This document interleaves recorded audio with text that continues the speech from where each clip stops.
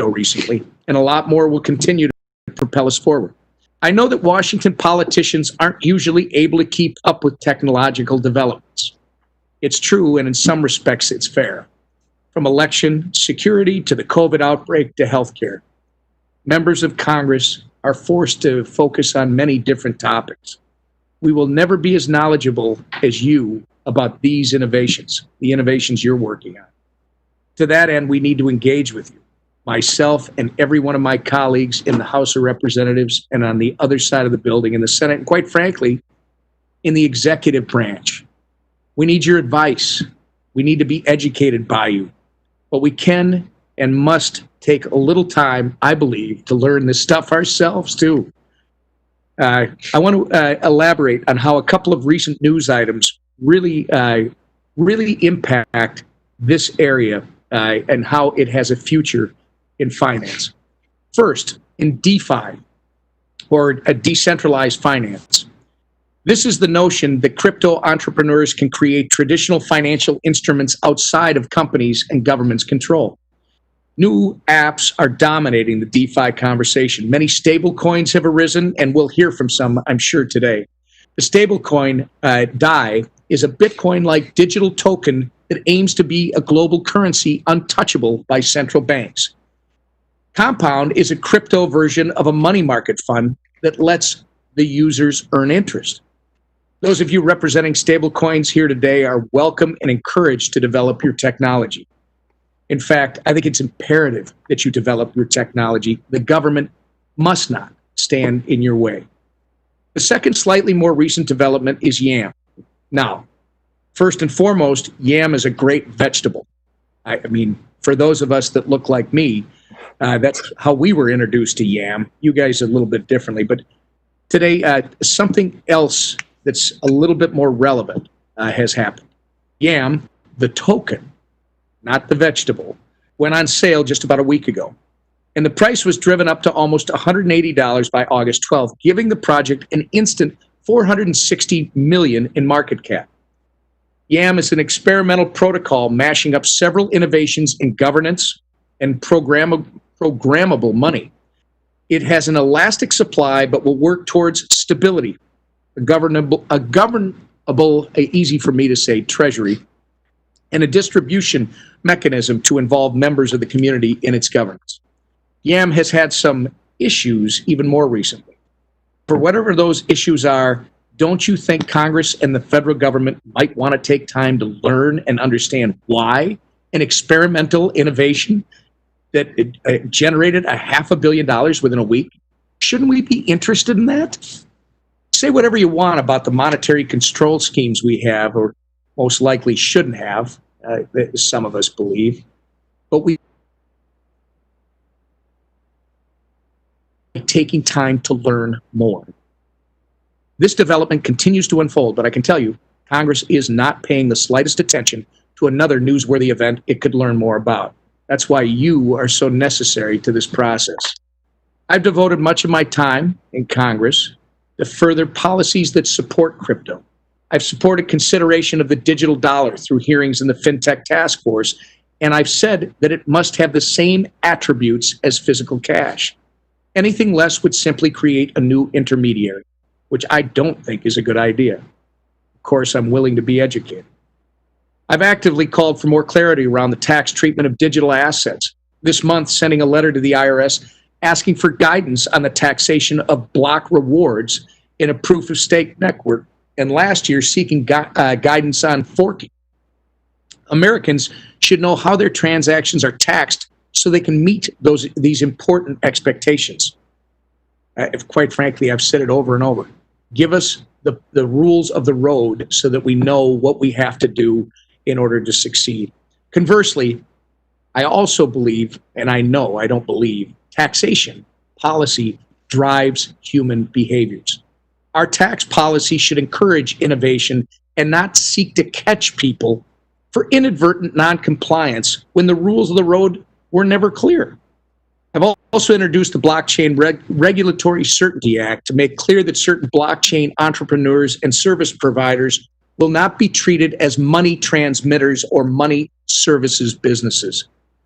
There are a few areas where I want to reveal where we're headed. One area is money transmission and registering as a money service business. The patchwork of regulatory requirements has made this impossible, except for those with millions of dollars to make sure their business can operate nationwide. To me, that's unacceptable. As a result of this, New York and their Department of Financial Services has vastly exceeded their power to influence monetary transactions in the United States. We must create the option to register as a money service business without them and with national reach. That's why I'm exploring the possibility of creating an optional national money transmitter license.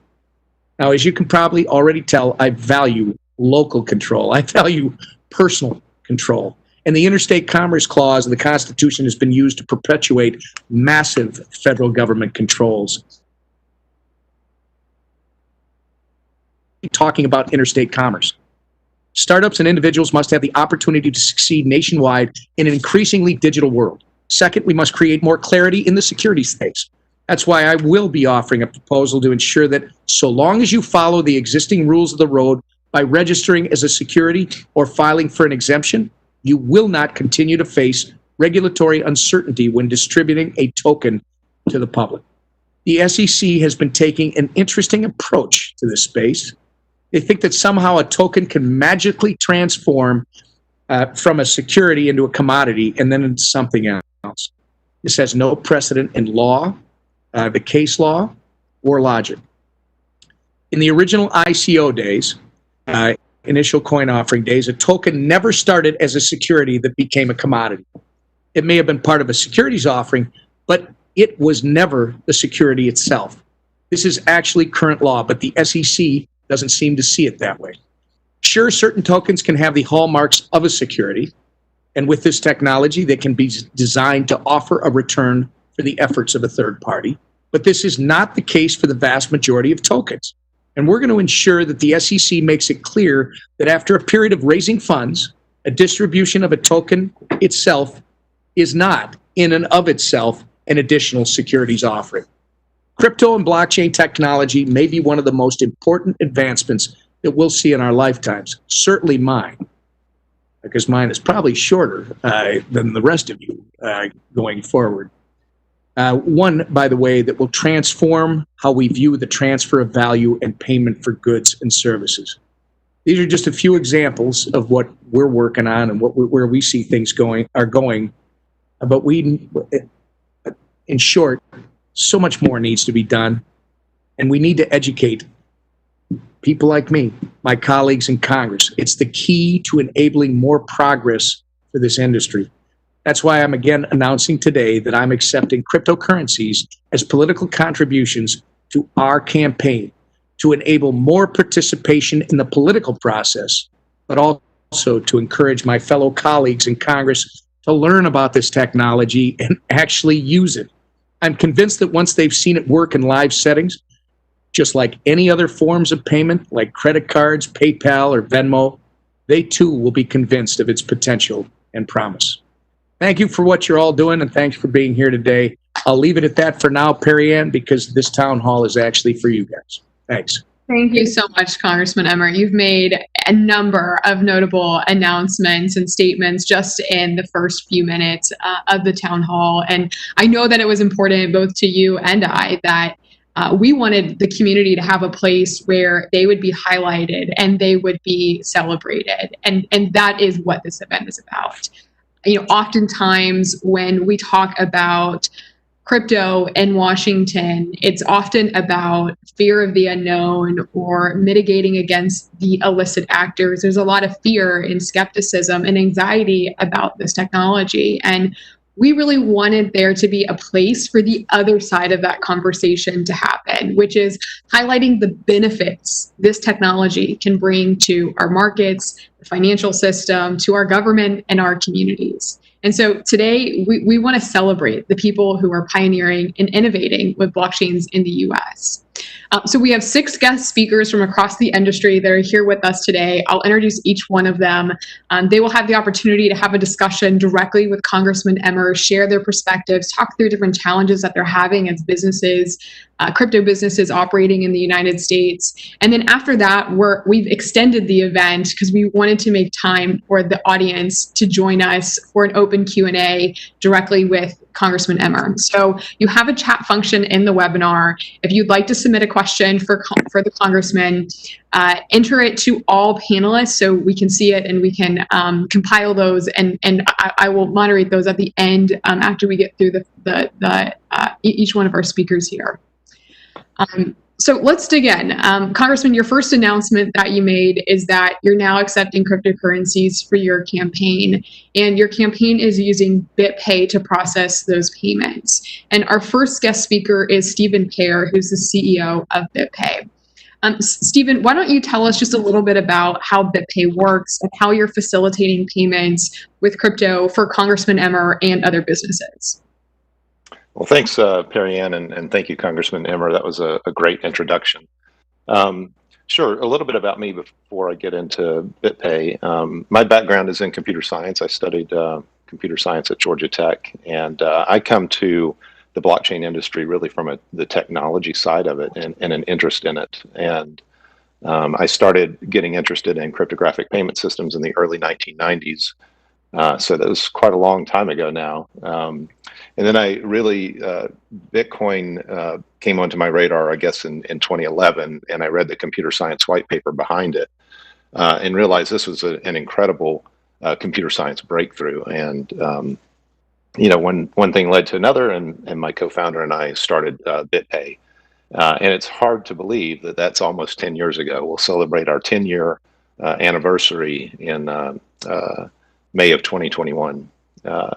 So hard to believe that it seems like that time has just flown by. That actually makes BitPay the oldest blockchain company in the world. And so our business model was very simply to enable companies to accept, back then just Bitcoin, but now multiple cryptocurrencies as a form of payment, and give them an interface that works very similarly to the way they're used to working with a credit card acceptance gateway, and just make it very simple. So basically the way the service works is somebody that wishes to pay with cryptocurrency may go to a website, an e-commerce site, or an in-person payment, and click a button, and they'll get an invoice presented with an invoice. They'll select which currency they want to choose to pay with.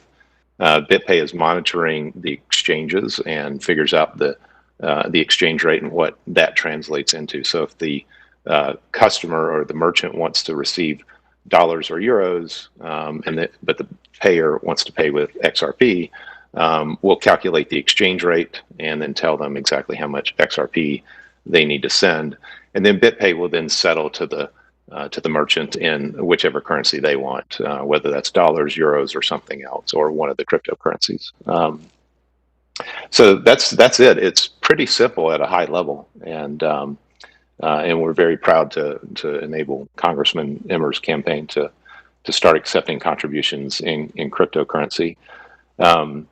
Just some interesting little tidbits of history. BitPay was, I believe, the first to ever process both a residential and commercial real estate transaction, paid in crypto. We processed the first payments for automobiles. We've got a number of dealerships on our platform. And the most interesting one to me is we're the first, company to process a crypto payment for a trip into space. We're proud to count Virgin Galactic as one of our customers, and we've sold a number of trips into space, for Virgin Galactic. Notable of which are the Winklevoss twins. They both bought trips into space, and I was looking this up earlier today, and they won't be the first twins into space. Actually, I thought they might be, but maybe they'll be the first commercial twins to go into space on a commercial flight. So that's really what BitPay does, Perry Ann. All right, I'm going to jump in, Perry Ann. I have a question, if that's all right. Stephen, first off, Thank you so much. Your whole team deserves a giant shout out from my team. I want you to answer. I'm going to give you a kind of a softball question, but I want people on this town hall to understand what I'm going to ask you and your answer. This is the more we can be successful at what we're setting out to do in terms of starting to use crypto contributions to support getting our message out and doing whatever. Guess what? The IRS takes notice, the administration takes notice, the SEC takes notice. You actually help us get stronger in terms of how we're able to push this issue up the hill into the executive branch and hopefully get the results that everybody needs. So here's the question. Stephen, what are the benefits to political campaigns like mine, who, by the way, we're not looking for Republican donors. We're looking for American donors. We're looking for people that believe that our voice represents their view. I don't care what their party affiliation is, what their ideology is. I care about what their voice is, and if we are in agreement, we are that voice. So what's the benefit to political campaigns to start accepting cryptocurrencies today? Well, there are a number of answers to that. The simple and obvious ones are just the advantages of the payment. It's low cost, it's easy to use, there's less fraud associated with these payments. But more than that, I think it enables you to reach and engage a demographic of early technology adopters and give them a way to pay with something that is of an interest to them.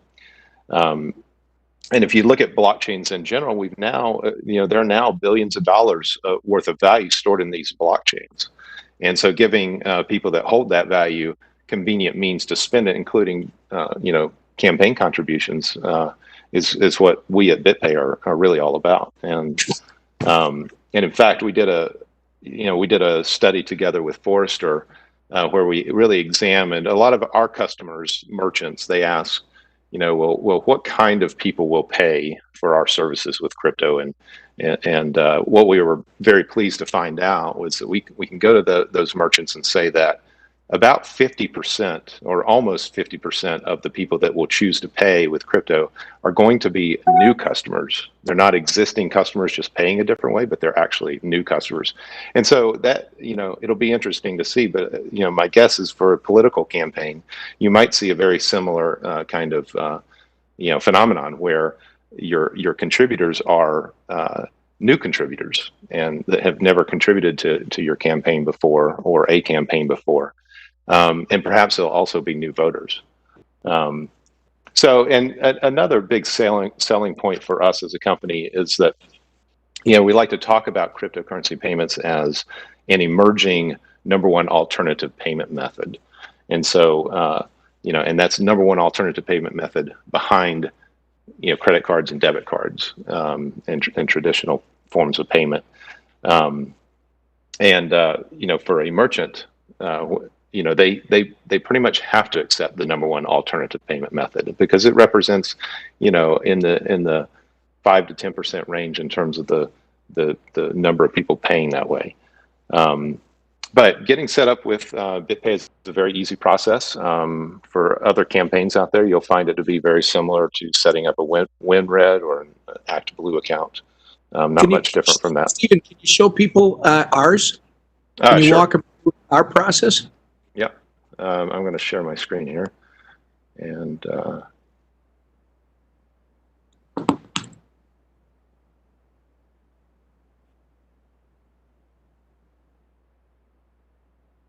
all right, can you see that?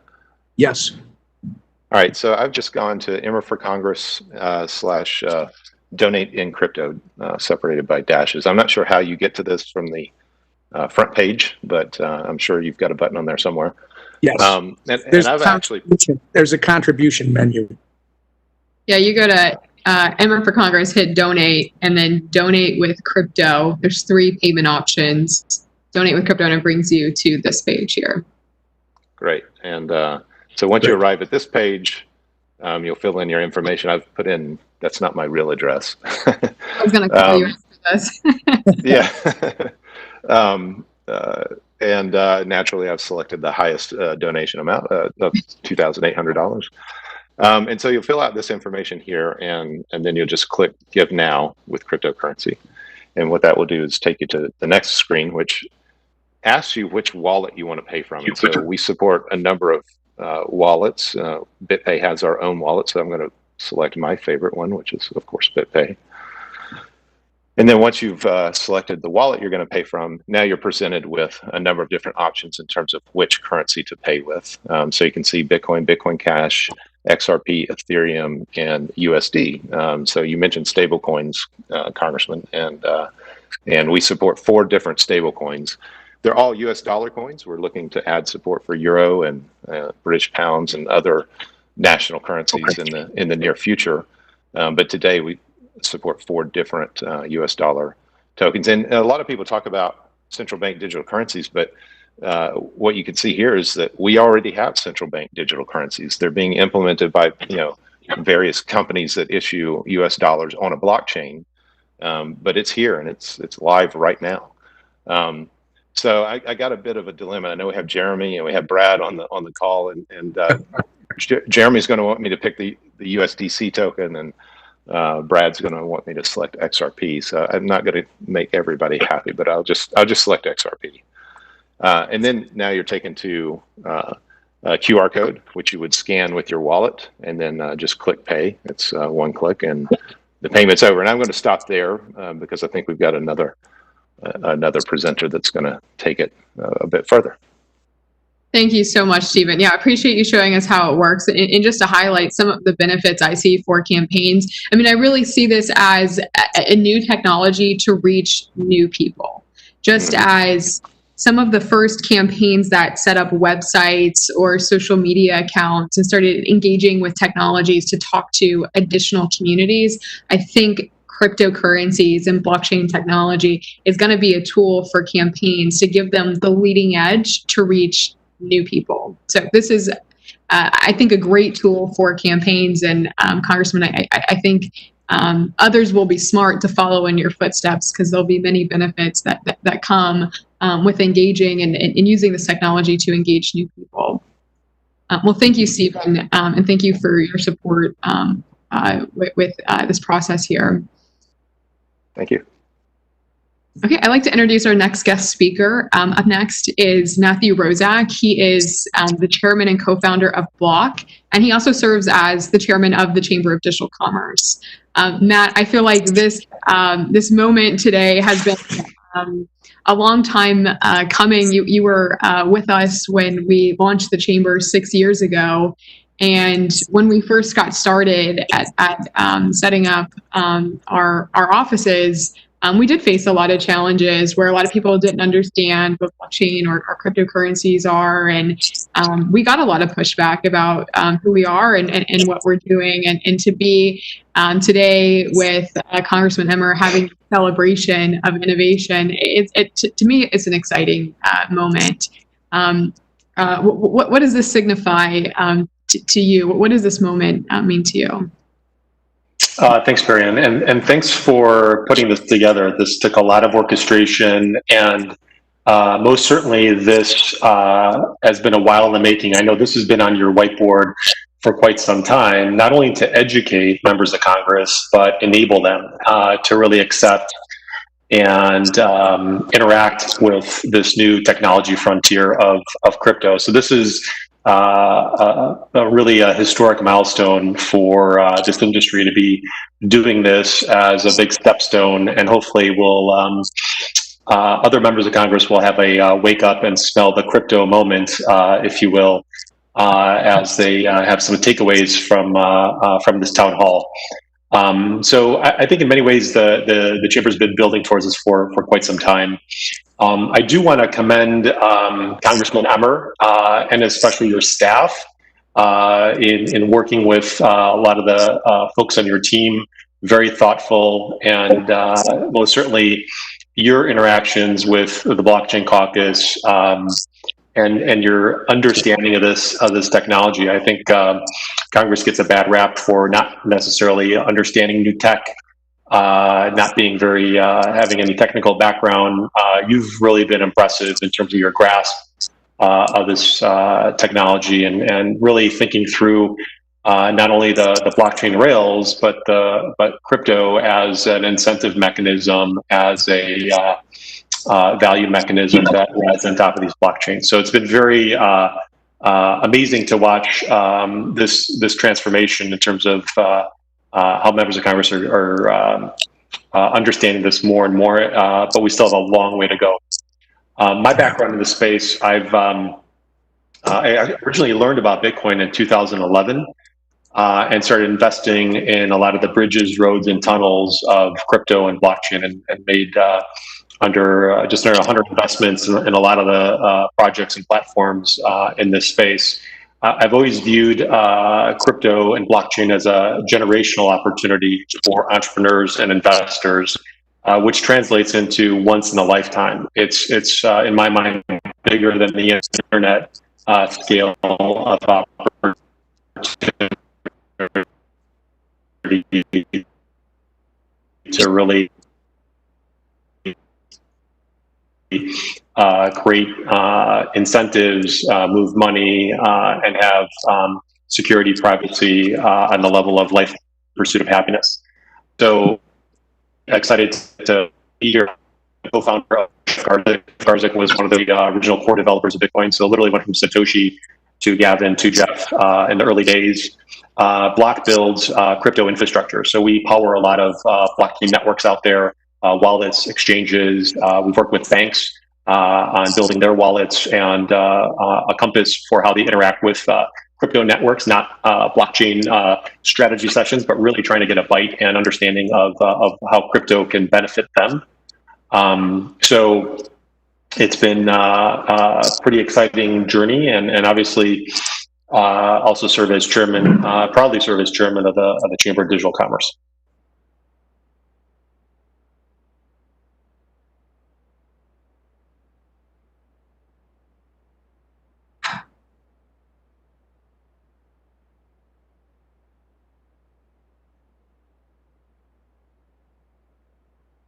You guys still there? Now we are. Oh, super. Yep, you came back. I think you took one of Stephen's trips to space and came back to us. Okay, so where did I get cut off? Anywhere? The life, liberty, and happiness was my last. I'm sorry. So yeah, I just chairman of the digital chamber. Okay, super duper. Okay, well that's a little intro, and again, hats off to you, Tom, for understanding this narrative and pushing this narrative forward. It's super important to this industry. Well, Matt, I just want to thank you and Perry Ann. You've been, as other people in this space, fantastic to us. Look, I can't take that credit, because everybody on this call who knows my office and has engaged with my office has at some point engaged with Landon Zinda, my legislative director. He's the one who introduced me to this. That, and as you all know, those of you who know me, I have a lot of kids. My youngest is kind of like Stephen. You know, he's building his own computers, and I felt it was necessary for me to learn where this was going, and it fits a libertarian piece of me. But I got to tell you, thanks to Landon Zinda and Chris Manival, my chief of staff, and everybody else in my office that understands how important this area is, and all of you on this call. Question I have for you, Matt, very quick. How do you view the blockchain industry right now in the U.S.? You know, your involvement in the space as well as with the digital chamber, and how do we compare here in the United States to other jurisdictions? Well, it's definitely a tale of two cities. On one hand, you have very clear guidance from the IRS, the SEC, CFTC, but a lot of this industry works on the innovative fringes, and there's a lot of lack of clarity. And given that lack of clarity, we're seeing other jurisdictions and other countries, their pace of innovation in this space has been extraordinary. And if you look at a lot of the blockchain crypto projects out there, they are based out of Singapore or Switzerland. And while I love Swiss chocolate, I love Laksa and durian and all of that. I love traveling. It'd be amazing to have that capital formation, the jobs, the innovation, the IP resident here in the U.S. And so I think there's currently a patchwork of regulation here. There's better clarity in other jurisdictions. And I can speak for a lot of crypto entrepreneurs that they'd much rather build and expand here. And we're lagging behind in a lot of that. I think the U.S. historically is a good catcher-upper in terms of kind of being late to the party on certain things. In this regard, at this intersection of technology and finance, I think we have a lot to lose in terms of how markets are formed and how communities and these networks and network effects start to take place in other jurisdictions. And so I think getting more clarity on that capital formation front would go a long way and preserve a lot of jobs, innovation, and certainly help on a lot of the airline miles this industry is taking on. Yeah, well, Matt, and you know this, I truly believe, and this is what we're committed to making sure that the United States is the global leader in blockchain technology. And it's not just a matter of trying to add. Are you there? Yes. Okay, I think the picture must be lagging, so apologize. But here's what I just wanted to make a point. It's not just about educating members of Congress. It's about educating leaders within the administration. We've had an uphill battle with that in some cases. One place where I've been trying to weigh in recently is we've been advocating for this with Larry Kudlow, because that's what he's all about, right? And that's what this president has said he's all about. We need to be the global leader when it comes to blockchain. We need to be the global leader when it comes to this industry. And I that's what we truly believe. And I know that's what you have been advocating for ever since I met you in Periad. Yeah, and we had the same kind of opportunity and risk associated with the early internet, with how it was thought of, regulated, and handled. And that's accrued incredible benefit to the U.S. Entrepreneurship, capital formation here. We have another swing at the bat here in something that's much larger. And so it's really important to get it right, or at least have the framework to try and get it right. Totally agree. Okay, well, I think without further ado, I think the next part of the agenda is to make a contribution here. So I'm going to do a screen share and get this.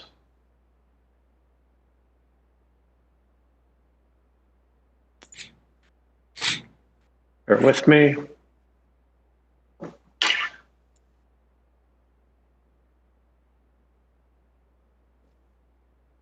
Okay, can you guys see my screen?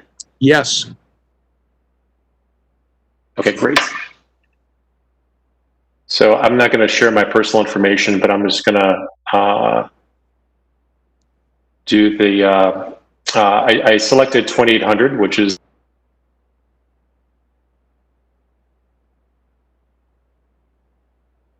the maximum for an individual.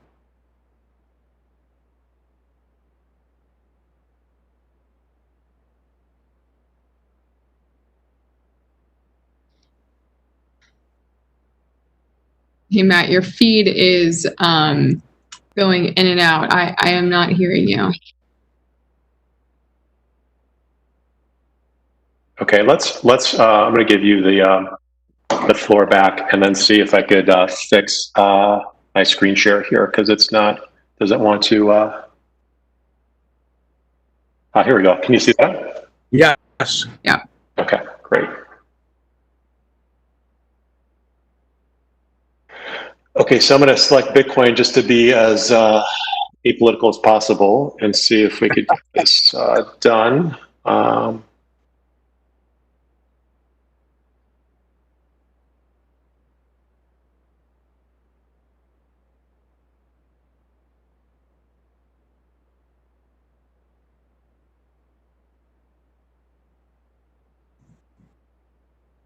right, Matt, we're not hearing you, but I've for what I can see, we have the BitPay and invoice up, and Matt is making a contribution live over the webcast right now. And you can see how simple a process it is for the donor, where you have the option to make a donation using credit cards. You can also send a check-in, and now you can send cryptocurrencies on Congressman Emmer's campaign site. So this is somewhat of a simple process. I know some of the questions that we've got at the Chamber PAC is, how complicated is this? And you can see that it's really not complicated at all, and it's a very seamless process, both for the merchant or the campaign, and also the donor. Thank you for Thank you. showing us that. Thank you, Matt. Appreciate the support. I can't wait to tell Castrella. Thanks, everybody.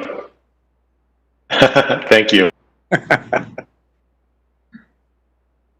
Very cool. All right, that may be the first time we've seen someone actually give a political contribution in Bitcoin at a public event. So our next speaker is, and our third speaker is Jeremy Allaire. Jeremy is the co-founder and the CEO of Circle. And we see a little bit about one of the core projects at Circle, which is USDC, which is also enabled by BitPay. So Jeremy, thank you for joining us. Tell us a little bit about your history here and the innovations underway with USDC. Thank you so much, Perry-Ann, and thank you, Congressman Emmer. I'm really excited about what you're doing here today, and both the awareness raising and I think creating a path for more members of Congress to understand and ultimately embrace this innovation in crypto. I'm happy to give a brief introduction. I am, as noted, co-founder of Circle. We're a company with a long history in the crypto industry, having gotten started in 2013, and really our focus for many years, dating back to then, was how do we take the benefits of digital currency and public blockchain infrastructure and sort of bring that to what we think of as traditional money, the liabilities of a central bank, things like dollars, euros, pounds, etc. But really with the idea that public blockchain infrastructure will kind of do for the movement of value what the public internet did for the movement of data and content and information, which is to make it open, global, frictionless, nearly free, and then obviously, breakthrough innovations like the programmability of it. So this idea that money becomes a native data type on the internet, and that it becomes programmable, and all forms of economic arrangements between people, between businesses, are going to move to being mediated by financial contracts and code running on blockchains. And inside of all of those, there needs to be stable value digital currencies. And of course, the most preeminent currency in the world for settling trades and transactions is the US dollar. So back in 2017, as blockchain technology was maturing, we began work on a new protocol and a new format for digital dollars, which is called US Dollar Coin. We launched a consortium called the Center Consortium alongside Coinbase, and defined a standard for how fiat digital currency could work on the internet. And we introduced and issued the USDC, US Dollar Coin. Within this category of regulated, privately issued digital dollar stablecoins, USDC is by far the largest. It's growing at an exceptional rate. In fact, during the conversation here today, it crossed 1.3 billion USDC in circulation. We're seeing around $7 billion of USDC transactions happening on blockchains every week, and it's been growing at significant triple-digit growth rates this year. So the demand for this is really high, and we're really excited to see this innovation scale. We think we're in sort of the maybe it's the 1997 or the 1998 of digital currency, and we're going to hit the broadband era pretty fast here. And we'll see this be usable by people with smartphones and digital wallets in every part of the world, billions of people will be able to access this innovation in the near future. So that's what we're up to at Circle and with USDC, and I'm excited, of course, also to make a contribution in USDC, which I'll spare the demo here because just in the interest of time and logistics, but I'm happy to contribute and support as an individual. Jeremy, from me, and if you don't mind, Perry, and I want to jump in real quick. First, you already know because we've interacted, both myself and my office, big supporters of private sector innovation when it comes to payments. All right. Congratulations on 1.3 billion in circulation. Things that excite me the most are the nearly free and the mobility, the frictionless concept that you're actually making a reality. Yeah. And then it also, I just wanted to give a special shout out. I'm a homer. I'm a Minnesotan, and I just, for a fellow Minnesotan, yes. I tell you how proud I am to be able to represent what you're doing in Congress and advance it and help advance it. Thank you for everything you're doing for the United States, for us here, and for our state. Thank you. You're very welcome, Congressman Emmer. I'm a proud Minnesotan, and of course excited about many of the agendas that you laid out in your opening comments. I think a lot of these are really critical, and I think as discussed, one of the most important is that the United States clear the way for digital dollar stablecoins to be a major player in the world stage as this new kind of infrastructure, new economic system is built up, and ensuring that obviously the safety and soundness or the anti-money laundering concerns are addressed, but at the same time enabling this as digital cash, enabling this to be used incredibly broadly and widely. Which from your comments, obviously we know you're very supportive of that, and so thank you. Well, thank you. And remember, this is a lot more safer when it comes to the AML, know your customer stuff than cash. So, yeah, absolutely. Very great point. Thanks so much, Jeremy.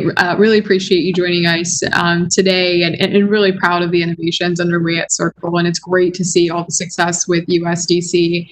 The comment, Stephen made on, we have central bank digital currencies, and to see the private sector step in and create solutions with stable coins, with USDC and with others is really filling a void that we have right now, where there is a need for digital dollars. And you guys have provided that and been incredibly successful in doing that. Thank you. Okay. All right. Up next, we have Brad Garlinghouse. Brad is the CEO of Ripple and the head of the XRP army. I have seen more questions for Brad than I have for anyone else so far. You have a great following here, Brad.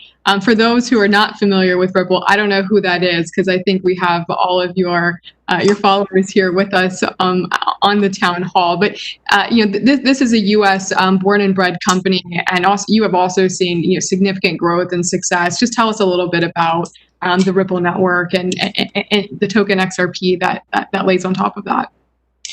Well, let me start by thanking you, Perry Ann, for bringing us all together. It really is an honor to be here alongside Jeremy and Stephen and Matt, and I know guys coming up here shortly. I think to have the congressman, championing this town hall, and I love the fact that we called this the first town hall, because I think it only makes sense there'll be more. But as I think many of you know, Ripple has been around since kind of the early days of crypto and has been very focused on partnering with the kind of existing financial industry and focused on solving a real problem around global payments. I got a certain amount of joy, and it was in the Q&A session here, that Brian Brooks, the interim head of the OCC, referenced something I talk about on occasion, which is the fastest way to move money to London or Australia, wherever you're going, often is to put it in a suitcase rather than actually sending a wire transfer, which can take many days. At the core, and I'll be brief here because I know that we're running a little short of time. At the core, there are tens of trillions of dollars in cross-border payments annually. There's a lot of that tied up in how that system works, the infrastructure. And we really think by creating this internet of value, enabling value to move the way information moves today, there really is a way to unlock that value, which is, it's good for the entire, frankly, the world, right? If we can unlock working capital like that and make it useful, I think that is great for the planet. You know, XRP, as many people know, is extremely efficient in terms of its cost, in terms of its speed. But I am bullish on crypto broadly, and I think there's going to be a number of winners. I'll also just, keeping it short, I think something Jeremy said really resonated with me. People talk about where are we in this journey, and some people, I've used the metaphor of a marathon. Jeremy was talking about broadband, and Jeremy and I have both been around for a little while, seeing the internet develop. And I do think this is the early days of moving from narrowband to broadband. My first job in Silicon Valley was actually at a company called the At Home Network, which was the first company to roll out cable modems. And I think we're seeing that acceleration in that journey, and I think we're making great progress. So I'll pause there, and maybe do I'll pause there at the introduction. What is Ripple? Well, I'm going to jump in, Brad. Again, thank you for everything you're doing. XRP, one of the things I love about it, and there's a lot to love, but there's you don't need an intermediary. I kind of love that, as people know. What's the biggest challenge Ripple has faced today? I think you and the audience won't be surprised to hear me say that. I think that the biggest challenge Ripple has faced, and really anyone developing in the XRP community has faced, is the lack of clarity on how assets beyond Bitcoin and Ether are going to be defined by the SEC. And the absence of that regulatory framework, it restricts innovation. And I think having that clarity and certainty allows companies to invest in and accelerate activity that is happening organically, but it would just happen more quickly. I think we're way beyond where we were in the kind of crazy days of Silk Road and scams and some of the ICOs that happened. And it's been over 2 years since the SEC said that Bitcoin and Ether aren't securities, and that's a long time to wait, particularly at a time when we're seeing other countries like China full speed ahead with their efforts. And I think that that is an obstacle to growth, to kind of where we're headed. So I'm hopeful that we'll make some progress on that. And frankly, this type of session helps. Having Brian Brooks, the OCC, come out and speak about his posture towards crypto helps. Recently the CFPB highlighted some things around XRP specifically, the New York DFS. So, even the former chairman of the CFTC, Giancarlo, published some views on why he thinks there's a very clear legal case for XRP regulatory clarity. But look, I want to say I appreciate all the work that you are doing. Co-signing a letter to Secretary Mnuchin. I think that was calling on the Treasury Department to leverage these technologies to streamline how cash and supplies can move during this pandemic. It's really powerful. Your leadership around this has been phenomenal, and so I thank you. I'll also preempt, as Jeremy did. I won't do a demo, but absolutely going to be making a contribution to your campaign in denominated in XRP. But appreciate all you're doing here. Brad, thank you so much. It's funny. You said we've moved on past Silk Road. Yeah, it's a long time ago, but there's a lot of members of Congress that still think of this in terms of Silk Road. And when you say over 2 years, first off, my position's very clear. XRP is not a security, all right? But even if you want to do this, you want to have this discussion, the SEC, my frustration is, you probably have heard very directly, you brought up in a very nice way. Maybe you should be doing this job and I should be doing that one, because I'm not going to be so nice. Over 2 years is not only a problem, it is absolutely unacceptable. Because what this does is entrepreneurs like you and everybody else on this town hall, you start looking elsewhere. Money will go where it's easiest to flow. And the more the government puts in obstacles, and one of them is just inaction, the less opportunity we have to position the U.S. as the leader. And it's an obstacle to growth. So we're going to keep working. Really appreciate all your support. And together, we're going to keep educating these members of Congress. And as we're doing this, and you guys are saying I'm going to make a donation, forgive me, Perry Ann, because I know we are short on time. Again, do you know how powerful this is for some elected officials to look over and say, what's Emmer doing? He's getting what? He's getting, oh my goodness, campaign contributions. I need to learn more about what's going on with cryptocurrencies. It's just, it's human nature, and it's good. We need to push them. Well, we want to help you in that push. So again, thank you for your leadership on this. I think it does have an impact. And look, it's been 2 years, but we're going to keep pushing. Good. Thanks so much. Yeah, and absolutely, it is that regulatory clarity issue. Ripple is one example of a company that's impacted, but there's many other companies around the country who, if you don't have legal certainty, it's very difficult to move forward.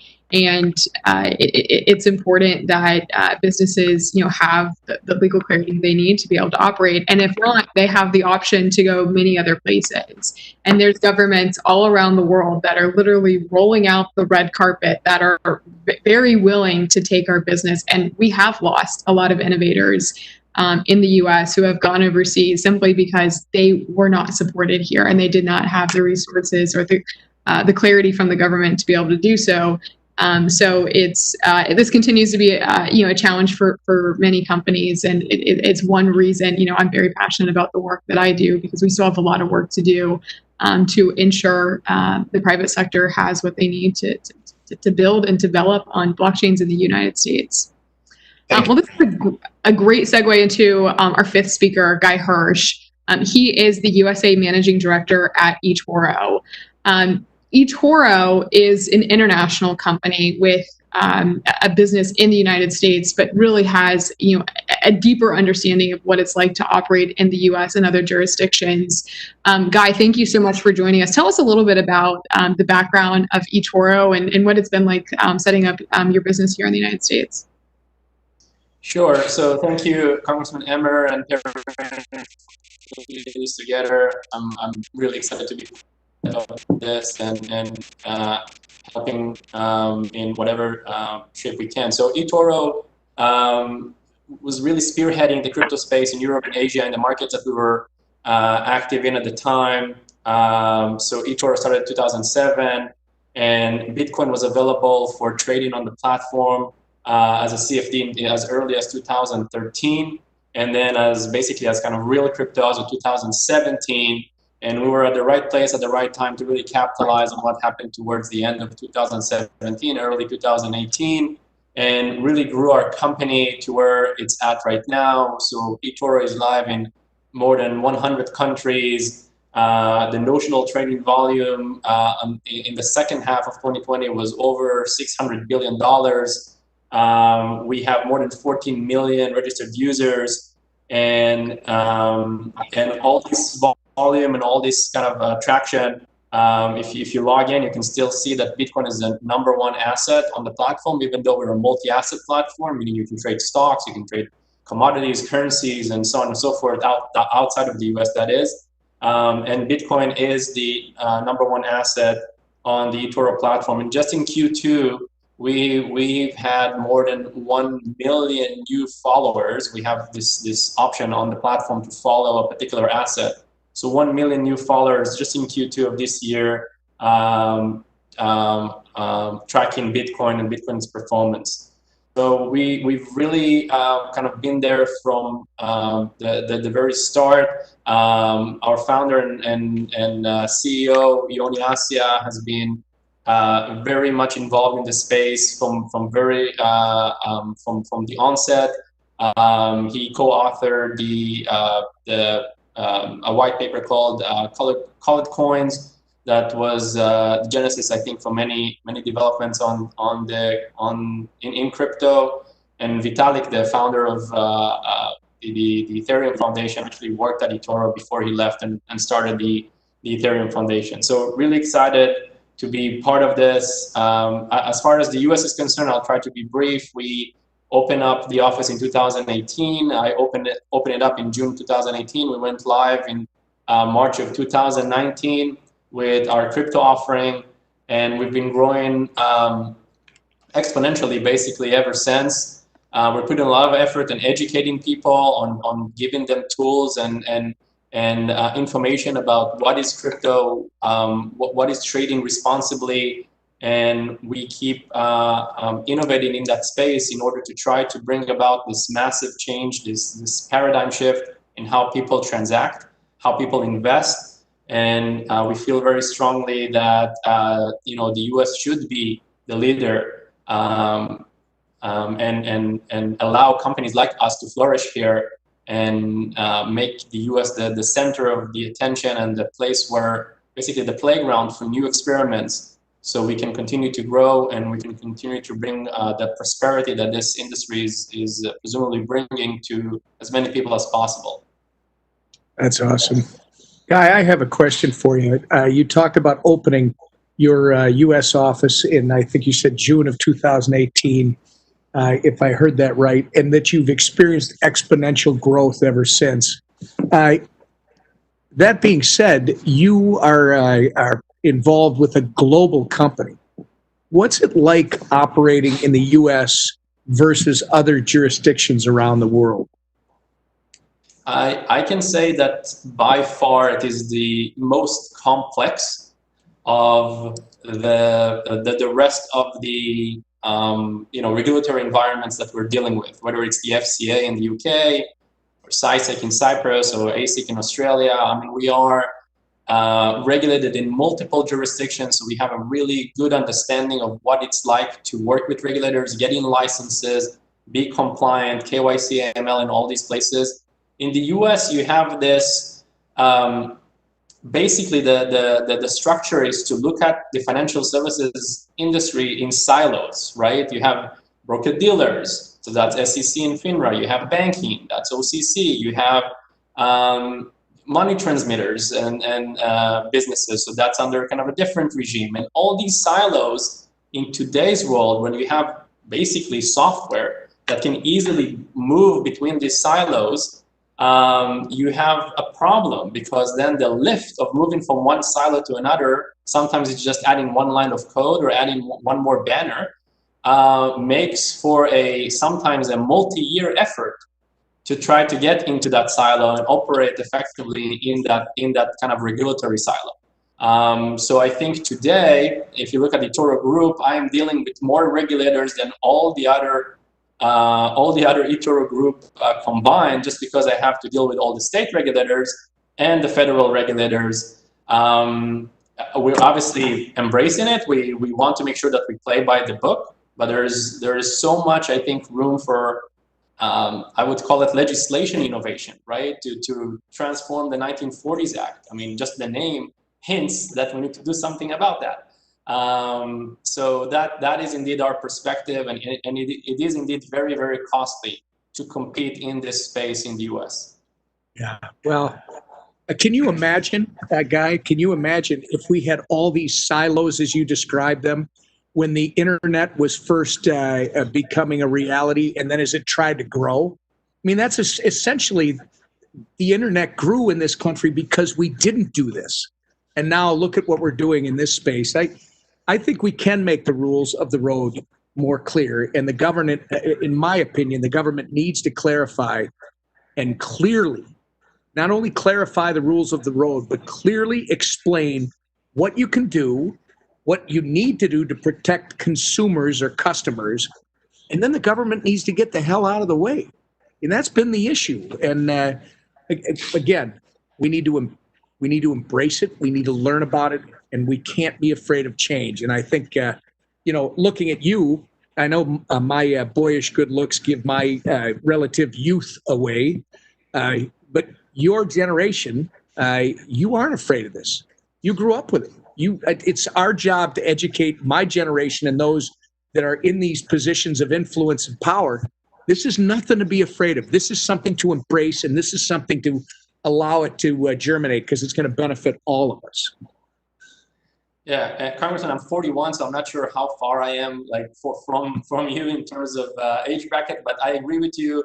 We do serve millennials, and we see a completely different mindset.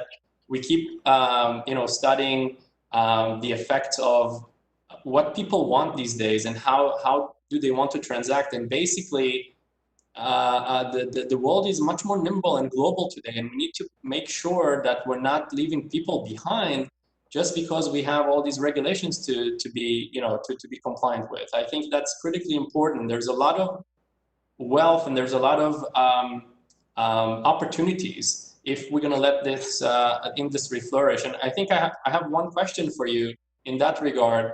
I mean, you're obviously singing the tune and you're obviously a champion for what we're trying to accomplish here, but how do we make it a bipartisan issue? How do we make sure that Democrats and Republicans want to see this moving forward and want to allow the US to be a leader in the space? Yeah, well, look, I think first and foremost is, and I'm going to be a little bit different because the question is phrased the right way, but where I want to change it is, it's not about making it bipartisan. It's really about making it nonpartisan. This is not about Republicans. This is not about Democrats. This is about human beings, right? It's about human beings and the way we relate to one another, not just communicate, but the way that we exchange value for value. And I think once you start appealing, and let's take the label off right now, because people run for office with a certain label, but there are different types of Democrats, there are different types of Republicans, and many times most of us don't even know who in God's name they are based on what they're saying. You have to find people who believe in the power of the individual.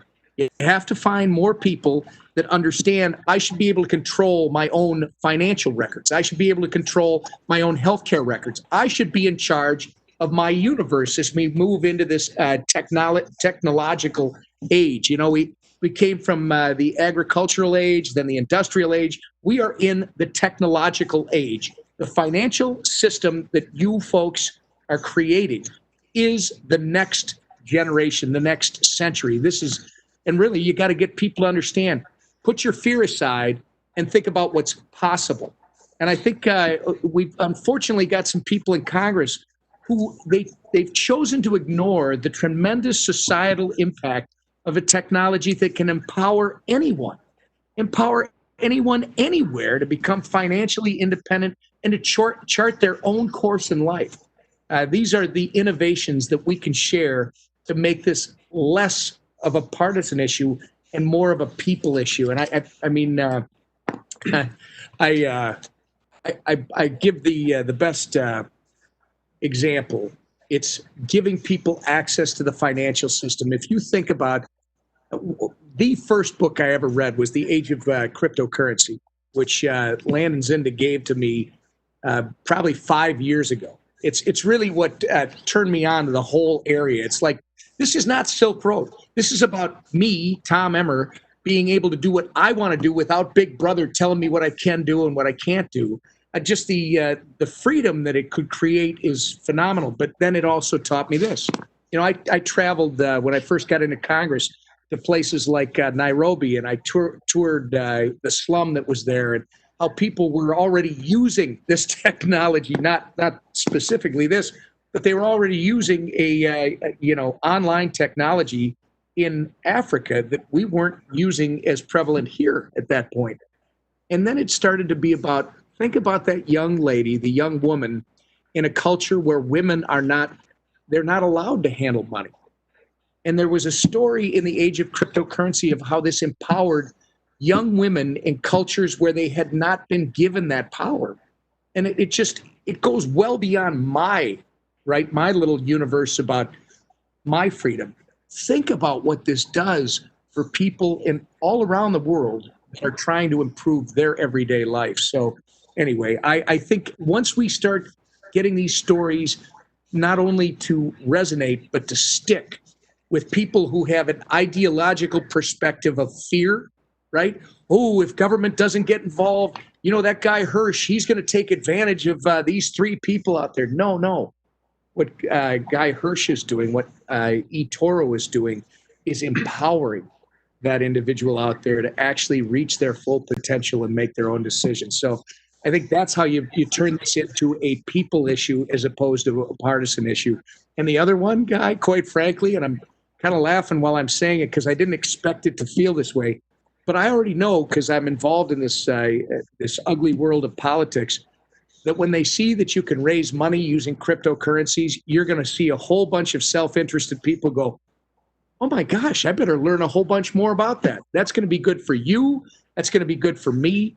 Most importantly, that's going to be good for people regardless of their ideology, because it's going to have them access more of what you and everybody on this call are all about. 100%, Congressman Emmer. I totally agree with everything you just said. By the way, we call it digital migration, the process you just described, meaning the ability to protect your wealth and provide for your family without the need to physically move. That is one of the things that crypto brings us. I really wanted to thank for your leadership. I want to keep it short as a courtesy to Brad. I will make the donation to you in XRP. So that will definitely happen. As soon as you move to the speaker after me, I will make the donation, and I totally agree with you. Once more people will see that they can actually accept donations in this, and this is an industry to be reckoned with, then we will see more movements. I totally agree with you. Thanks so much, Kyle. And I see there's a number of people who are nominating Brad to be the next president of the United States in the chat. So you never know what's going to happen. Our next, our sixth and final speaker is Charles. Only if you're my running mate. Oh yeah, well, that would be something. That would be something. I'm going to say to Brad, Perrianne, who would want that job? But go ahead. I don't want it. Yeah. It's definitely a tough job for sure. Okay, so our next speaker is Charles Castrella. Charles is the CEO and the co-founder of Paxos. He was one of the earliest financial services that got into crypto. He started getting involved in the space in 2010. He founded Paxos in 2012, so has a really just deep history and understanding of the space. Paxos is known for taking a very regulated approach to entering these markets. Chad, tell us a little bit more about your vision at Paxos in Pax. Thanks a lot, Perrianne, and Congressman Emmer. Great to see you again. I think you were the last person I saw before the pandemic created a lockdown. So it's good to see you doing well and being healthy. So anyways, it's great to be here. Let me tell you a little bit about Paxos for those of you who don't know us. We are a regulated trust company in the state of New York. It took us about 3 years to get that. We were the first ones in May of 2015. So it took us a long time, a lot of work. We're very proud of it. So we were the first company to receive a trust company's charter to operate in crypto and blockchain in the space. We predate the BIT license. And the reason we went through and created the trust was because we really saw the possibility of this technology of crypto and blockchain to fundamentally change financial markets. And that's my background. And I think when we look at what we're building at Paxos, it's about creating financial market infrastructure for this new open financial system. And financial market infrastructure is really, it's a regulated platform. We want people to be able to build on us. We want anybody to be able to have access in a trustworthy and confident way to this new system. But at the same time, we fundamentally think it changes the way this world works. It's not going to be based on private networks and restricted ledgers. It's going to be about having open access and inclusion, just like you were talking about, Congressman Emmer. I think it's so important to change the way inclusion works in the financial system and create empowerment. And so a couple of the products that we have at Paxos are really meant to help drive this. We have created regulated asset-backed tokens. We have Pax, which is a dollar-backed token. It's regulated. This is quite unique. We also have white-labeled versions of our regulated dollar-backed tokens for Binance and Huobi. And we've actually created one for gold, too, called Pax Gold. And we're working on some projects now with some large firms where we're tokenizing U.S. equities. So I think there's a real sea change that's going to happen here in this industry around moving assets and moving them onto the blockchain and creating inclusion for everyone to be able to be a part of it. So I think I'm really excited to be a part of this session, and I'm looking forward to giving a max donation here in Pax. Sorry, Brad, I would do Ripple, but I'm gonna promote Pax here for me. And so I'm looking forward to doing that. I think this is really great. I think what we really need is to help change the understanding of this as from an early adopter industry to something that is mainstream. And I think we're actually on the cusp of that. I think it's nearly happening. I hope that it happens even sooner than we're all hoping for, which I think can be very soon. But importantly, in order for that to happen, you need to have events like this. You need to have people in Congress who understand what's going on. And so I'm really excited by the leadership that you've shown, Tom, because it is just, to me, super important for us to be able to take the next step as an industry. Try to bring it back up, so I might lose. You know what, Charles? I can't thank you enough. I'm looking, by the way, at a picture right now that I took on March 16th when you were educating me in your office. And I hope you and your family, your friends and everybody have managed to stay healthy and survive this crazy time. But it's one of my favorite meetings since I started doing that. No offense to anyone else who's on here. But as you know, I get lit up. I want to have the discussion and I want to have the debate and understand open versus closed, who has access, all the stuff that we were going back and forth on that day. The emergence of cryptocurrencies, that's what it's all about. It gets us to talk more deeply about money. I mean, it's unfortunately a lot of people just, they see a dollar and that's all they think. But you guys are going to force society to actually re-engage on value for value exchanges in this area. A lot of people, they have no idea that there are many forms of money. So I'm going to do to you today what you did to me back in March when I say, what is money and what is the ideal? Yeah, I think this is a great question. I think technology is forcing us to have to rethink what's going on a fundamental basis. I think ultimately technology enables new ways of doing things, and it makes you have to go back to a first principles understanding of what's happening. And so I've been spending a lot of time thinking about this. I know the hand-drawn chart that you're referencing that I drew up on the wall. And actually, I put out a blog post earlier this week called The 5 Attributes of Money. It'll be the first of a number of blog posts codifying a lot of what we talked about. And what it tries to do is basically break money down into different constituent pieces so we can think about how are there new ways to be able to create money. And so I think there are maybe 5 attributes that are really crucial to understand. The first is it open? Is it closed? Is it decentralized or is it centralized? Is it private anonymous or is it traceable? Is it supply constrained or could there be much printed as you would like? And then lastly, is it digital or is it physical? And so you could look at gold, you could look at Bitcoin, you could look at dollars, and each one has a different grouping of these attributes. And so maybe just to do one or two because it'll help make it be less conceptual, but I'm also cognizant of time. So if you look at electronic money, which we all use, it's basically bank money. So it's centralized because it's sitting in a bank account. You have to have a bank account. If you don't have one, you can't be part of the system. It is closed. Right, so it's centralized because it's issued by the Fed. It's closed because you have to go through a bank. The supply constraint is completely open. As much as printed is as much as exists. And it's fully traceable, and it's natively digital. So that's dollars. Think about something like Bitcoin and compare it to that. So Bitcoin, it's open. Anybody can access it. It's decentralized. Nobody controls it. It's pseudo-anonymous, so there is some levels of anonymity to it.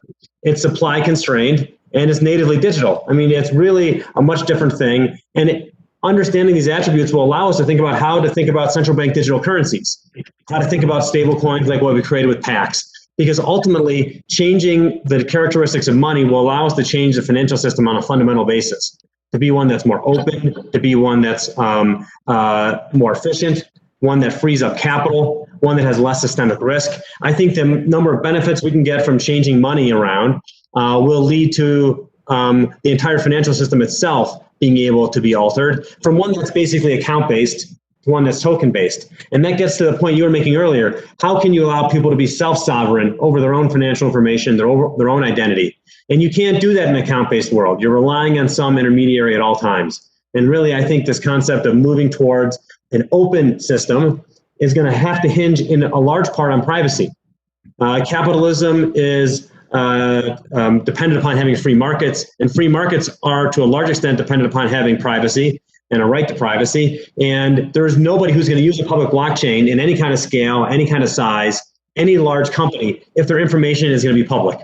it has to be private in a way that it doesn't leak information to their competitors or to or in any other way that would impair their business capacities. And so I think this is going to be an important topic, and there's more innings to go on it. I talked in the Senate Congressional Committee about this as well. I think it's very exciting times, and I hope that we take the leadership position here because it's just so important for us to get this right.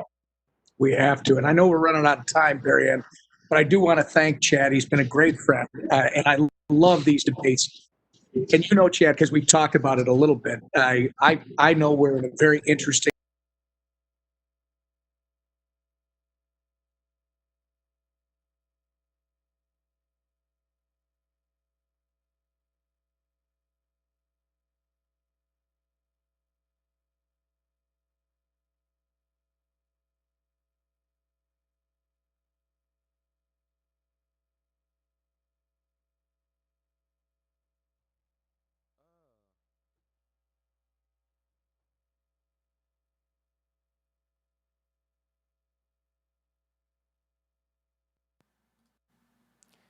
So I think we lost the feed, guys. I'm excited by it. I think that's why everyone's excited by it. How can this change everybody's everyday life? And the reality is the current system is not sustainable. Fiat currencies, and I don't think this is controversial to say, always end in massive devaluations. It's happened every single time. I don't think it'll be any different. This is not a knock on the U.S. It's, I think other currencies are in worse shape. But nonetheless, they're all going to end up getting devalued. And we're going to have to think of a new way to move money around. Maybe that will be a CBDC. And if we can't get it right from governmental policy perspective, then it'll end up being a cryptocurrency. And, I think there are a lot of good reasons why I hope we get this right. I mean, it's important for the U.S. To have the position we've had as a reserve currency. But at the same time, what's even more important is that we build a financial system that allows everyone to participate, that allows freedom, that allows us to continue to develop and keep the position that we have as the preeminent economy in the world. So I think there are just so many things that are going to happen between now and the next 10 years. But clearly, and you go over a long enough time horizon, how could you continue to print money and not have a major systemic problem? We've gone from before the crisis having a $900 billion Fed balance sheet to probably the end of this year, 10 trillion. I mean, it's just crazy in 12 years that you could expand it like that. And, there's no end in sight. And that is going to create all kinds of externalities that we're going to pay for over the next decade. That's right. That's right. Perry Ann, I think we're running up against it. I don't know if you want me to say thank you. If we've got time for a question, happy to do it. Yeah, thanks so much. And thank you, Scott. I really enjoyed your post, The 5 Attributes of Money. I think one of the most important conversations we're having as a country and as a society is really digging into what is money, how can we improve that? And blockchain is playing a huge role in that conversation, and that's incredibly exciting. Thank you. So we intended to have more time for Q&A, but we have had such a fascinating conversation. We've eaten up some of that time. I do have a journalist with us who has a question for you, Tom. Sandali Handagama is here from CoinDesk. I know she has a question for you. Sandali? Thank you, Perry Ann. And thank you, Representative Emmer, for leading today's town hall and the opportunity to ask you a question. As you said at the beginning, one area you've been directly involved in is crypto taxation. And last year, after your letter, the IRS issued guidelines on reporting virtual currencies. But as we had to report earlier this year, those guidelines were not as clear and as supportive as they could be. And an IRS official actually told CoinDesk that they are not ideal and could be clarified. So I know this is very important to you. So I was wondering, is there anything being done to clear this up? And how important is it to have these guidelines cleared up so that users can report tax easily? Thank you. Thank you, Sandali, for the question. Yes, actually, when that guidance came out, first, I was grateful they responded because we were not getting a response. So the fact that we got the engagement was a good first step. That being said, we knew the second the guidance came out that it was not where it needed to be, and we have continued to work, both overtly in communications with the IRS, and well, I'm not going to use the opposite of overtly, but obviously in conversations with them, with people at the IRS, and this goes for the SEC too. I know your question is focused on taxation issues, but this is the same thing with the SEC. We need to have more clarity, and we are not going to stop until they provide it. Part of the problem is we've got to educate some of these the great people that are in these bureaucracies as to what we're dealing with. They're just as afraid to make a mistake, right? Unfortunately, our government doesn't want to lose a revenue stream, so they are very careful about the clarity that they're providing. We're just going to have to keep pushing them. We're going to have to have more clarity on this issue, all I can tell you and everybody else who's on this town hall is that the clarity around new technologies like the proof of stake, we're gonna keep pushing, and we're gonna get it. I'm going to tell you again. Suddenly, I think the most important thing about today's event is once my fellow members, once my colleagues start to realize that you can raise funds through cryptocurrencies. By the way, it doesn't stop at members of Congress. There are organizations out there that are constantly looking for funds to accomplish whatever goals they set out. You're going to see movement within the halls of Congress. It's a public cry for more clarity. Plus, I know that my colleague David Schweikert, who you are all familiar with, recently sent another letter to the IRS that we're following up on. Thank you so much. I really appreciate it. Thank you, Sandra. So glad you could join us. So we have received a lot of questions over the Q&A and writing. So because we're out of time, we're compiling those, and we are going to publish a blog to make sure everyone's questions are answered. Apologies, we have run out of time. Congressman, I'm going to give you the last word here. Any closing remarks before we sign off? Yeah, thank you, everybody. Thanks for being part of this. I apologize that we did go long. I love these discussions way too much. I appreciate all the support that we received today. I hope others will look into how you do this. I understand this is not going to be the last time we do one of these. We will do more in the future. And Perry Ann, Matt, I think we'll try to allot more time for the live questions. But if you have questions, please submit them. We will do our best to respond to everybody. And don't be afraid to contact our office directly with any issues you might have.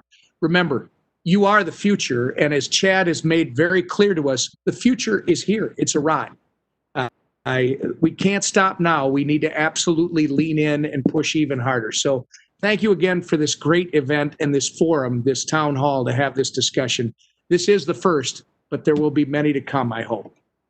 Thank you so much. Yes, we could have gone for hours and hours. There's so many fascinating topics to dig into, and look forward to continuing the conversation for many years to come. I'd like to thank all of our speakers for joining us today. We had really just an incredible lineup of innovators and operators and entrepreneurs and technologists. Appreciate you all for joining and sharing your own personal story and journey in this space. And thanks to everybody on the town hall. Again, we really wanted this to be a day and an event to celebrate all of you and give you guys the opportunity to learn more about the great work that's happening with Congressman Emmer, and also throughout the crypto ecosystem here in the United States. Congressman, I do want to commend you on being able to see and recognize the full picture and the full scope of what this technology means for our future, and for the importance of supporting the innovators that are pioneering in this frontier, because these guys, they have hard jobs. So thank you for being our champion, and thank you for all your service. And also thanks to everyone for joining us for the crypto town hall. I do hope to make this a tradition. Until next time, I'm Perry Ann Boring with the Chamber PAC. Stay safe, stay healthy, and vote with crypto.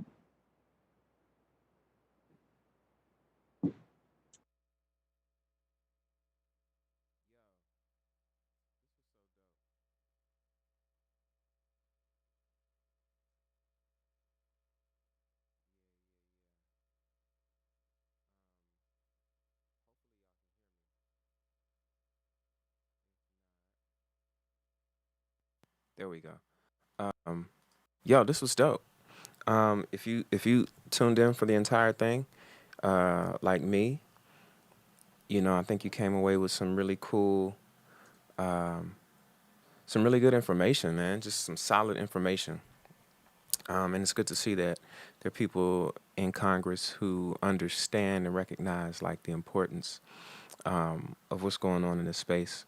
As always, I'm an advocate of crypto. My crypto of choice is XRP, but I definitely believe in plenty other projects as well. But XRP definitely has the most interest for me.